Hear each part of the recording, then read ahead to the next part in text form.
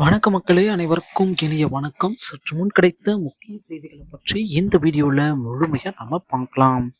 TRP மற்றும் பள்ளி கல்வித்துறையில் வந்திருக்க முக்கியமான தகவல்களை பற்றி இந்த வீடியோவில் நாம் இப்போ முழுமையாக நம்ம பார்க்கலாம்.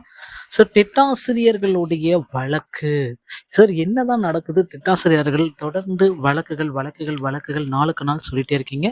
இந்த வழக்குடைய உண்மைத்தன்மை என்ன? இப்படி எல்லாருமே கேட்டுகிட்டே இருக்காங்க. ஸோ டெட்டாசிரியர்கள் வழக்கும் ஸ்டே ஆர்டர் வழக்கும் 149 ஜிஓ வழக்கும் என்னதான் சொல்ல வருது? ஸோ இதை தாங்க அனைத்து ஆசிரியர்கள் மக்கள் எல்லாருமே எதிர்பார்த்துட்டு இருக்க அந்த ஒரு விஷயம். ஸோ வழக்கு பார்த்தீங்கன்னா இன்னைக்கு விசாரணைக்கு வந்தது. ஸோ 149க்கு எதிரான நீதிமன்ற வழக்கு. ஸோ ஸ்டே ஆர்டர் கிடைக்குமா கிடைக்காதா அப்படின்ட்டு ஒரு தரப்பினர் வெயிட் பண்ணிட்டு இருக்காங்க.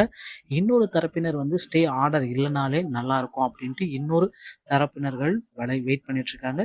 ஸோ இந்த இறுதியில் என்னதான் நடக்குது அப்படின்றது ரொம்ப ரொம்ப கன்ஃபியூஷனாக இருக்குது.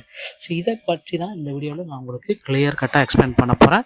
ஸோ டெட் ஆசிரியர்களுக்கு உண்டான ஒரு மகிழ்ச்சியான செய்தி இந்த வீடியோவில் நீங்கள் இப்போ பார்த்துக்கலாங்க. என்ன சார் அப்படி ஒரு டெட் ஆசிரியர்களுக்கு உண்டான மீண்டும் வந்திருக்க ஒரு மகிழ்ச்சியான செய்திகள் என்னென்ன அப்படின்ட்டு நீங்களே குழப்பத்திலே இருக்கலாம். ஸோ டெட் ஆசிரியர்களுக்கு பார்த்தீங்கன்னா 2013 மற்றும் 17 ஆகிய ஆண்டுகளில் தேர்ச்சி பெற்றவர்களுக்கு விலக்கு அளிக்கலாம்.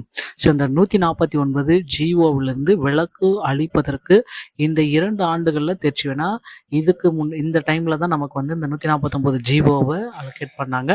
அதனால் இந்த டைமில் தேர்ச்சி பெற்றவர்களுக்கு வழக்கிலிருந்து விலக்கு கொடுப்பதற்கு அதிகப்படியான சான்சஸ் இருக்குது அப்படின்ட்டு சொல்லியிருக்காங்க. ஸோ இந்த வழக்குடைய மீண்டும் ஒரு நாள் அடுத்த விசாரணை அடுத்த வாரம். ஸோ இந்த டிசம்பர் 19 - 23க்குள்ளார முடித்து வைக்கப்படுவதாக சில தரப்பு வாதங்கள் எடுத்து வச்சிருக்காங்க.